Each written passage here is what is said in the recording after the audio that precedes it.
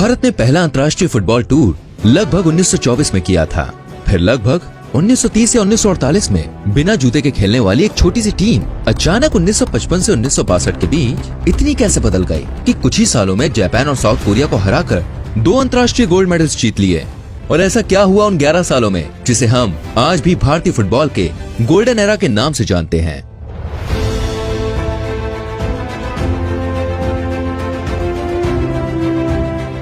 भारत को एक छोटी मोटी टीम से अंतर्राष्ट्रीय टीम बनाने में भारतीय फुटबॉल कोच सैयद अब्दुल रहीम का बहुत बड़ा योगदान रहा। 1909 में हैदराबाद में जन्मे अब्दुल रहीम ने लगभग 11 साल की उम्र से फुटबॉल खेलना शुरू किया था, जिसके बाद वो उस्मानिया यूनिवर्सिटी फुटबॉल टीम का हिस्सा बने, जहां वो 11 हंटर्स नामक टीम के साथ खेला करते थे। अब्दुल रहीम को पढ़ना भी पसंद था, जिसके बाद उन्होंने ग्रेजुएशन की और स्कूल टीचर बन गए। अब यहाँ तक आपको कहानी बड़ी अजीब लग रही होगी, मगर अब यहाँ से भारतीय फुटबॉल टीम का सुनहरा वक्त शुरू होने वाला था।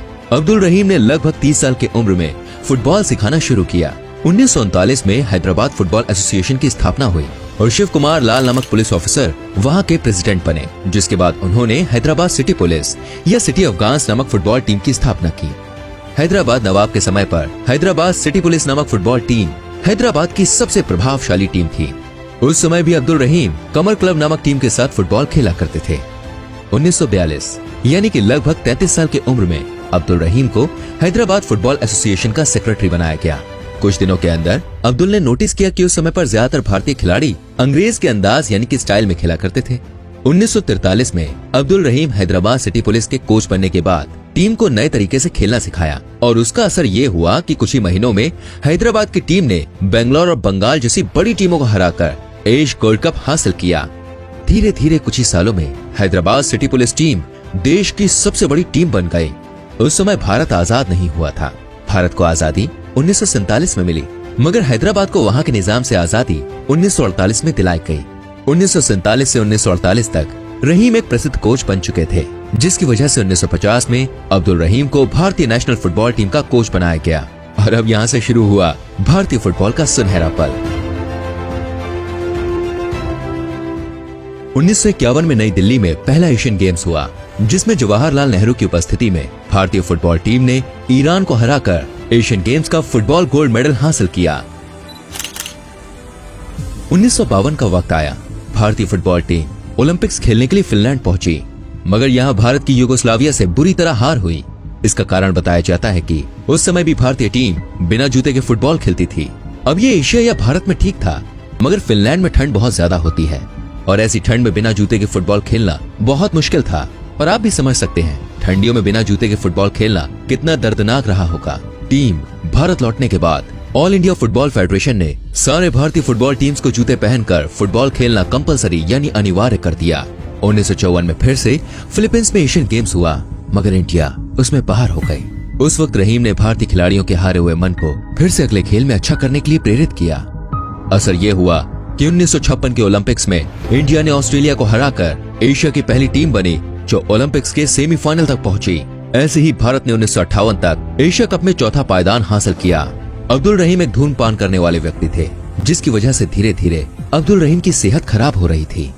1962 का वक्त आया और इस बार एशियन गेम्स इंडोनेशिया के जकार्ता शहर में था, मगर कुछ राजनीतिक कारण की वजह से इंडोनेशिया की सरकार ने इजराइल और ताइवान की टीम्स को इंडोनेशिया में आने का वीजा नहीं दिया, जिसकी वजह से वो टीम्स एशियन गेम्स नहीं खेल सकते थे। भारतीय नेशनल टीम के हेड ने इसकी वजह से इंडोनेशिया की सरकार को गलत बताया और उन्हें खेल में राजनीति न लगाने की बात रखी, जिसकी वजह से वहाँ के लोग और सरकार बुरा मान गए और इतना बुरा मान गए कि वहाँ की हालत इतनी खराब हुई कि ज्यादातर दूसरे खेलों के भारतीय खिलाड़ियों को वापस भारत जाना पड़ा।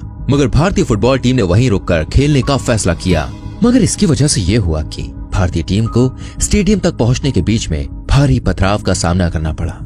हालत इतनी खराब हुई कि इंडियन टीम को बस के नीचे सोकर मैच खेलने जाना पड़ा था।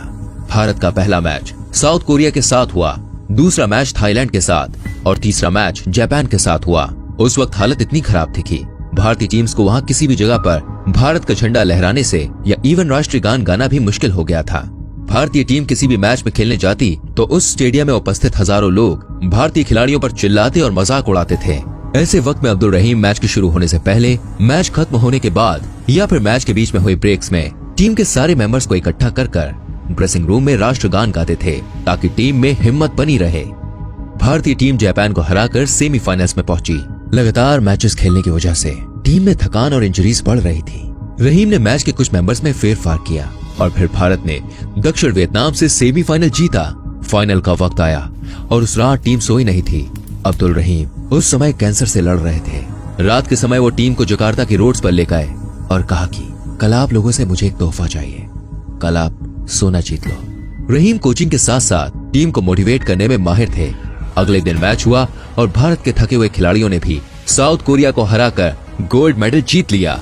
फाइनली भारतीय टीम सोना जीतकर भारत लौटी। 2 महीने बाद लगभग 53 साल की उम्र में रहीम को कोच का पद छोड़ना पड़ा क्योंकि रहीम की सेहत दिन पर दिन खराब हो रही थी। वो बीच रात में बुरी तरह से खांसा करते थे। उनके शरीर में बुरे दर्द की वजह से कई दिनों तक उनका शरीर सिकुड़ जाता था। रहीम ने एक इंटरव्यू में सुझाव दिया कि भारत को नए तरीके से खेलने की जरूरत है। हमारे खेलने की नीति को बदलना होगा ताकि हम नए तरीके से खेल पाएं। अलग अलग टीम्स के साथ अलग अलग तरीके से कोशिश करनी चाहिए ताकि हम सही तरीके से सीखते रहें।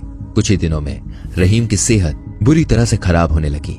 एक लोकल डॉक्टर ने रहीम को लंग्स का कैंसर बताया और कुछ दवाइयां दी, मगर उनकी हालत बस से बदतर होती चली गई। आखिर में उन्हें बॉम्बे के प्रसिद्ध टाटा हॉस्पिटल में ले जाया गया, मगर वहां भी डॉक्टर्स ने बताया कि वो ठीक नहीं हो सकते हैं। वहां उन्होंने अपनी जिंदगी के आखिरी 6 महीने बेड पर व्यतीत किए। 1964 में इंडिया के नए कोच एल्बर्टो फर्नांडो किसी काम से ब्राजील गए। वहां उन्होंने देखा कि जो तकनीक अब्दुल रहीम 1956 में सिखाया करते थे, अब वैसी ही तकनीक ब्राजील सीखना शुरू कर रहा था। इसमें कोई शंका नहीं है कि रहीम अपने समय में बहुत आगे थे। अब्दुल रहीम की बायोपिक आपको फिल्म मैदान में देखने को मिलेगी, जिसमें अब्दुल रहीम का रोल अजय देवगन करेंगे। आपके क्या विचार हैं अब्दुल रहीम और उस समय के भारतीय खिलाड़ियों के बारे में, हमें कमेंट करके बताएं।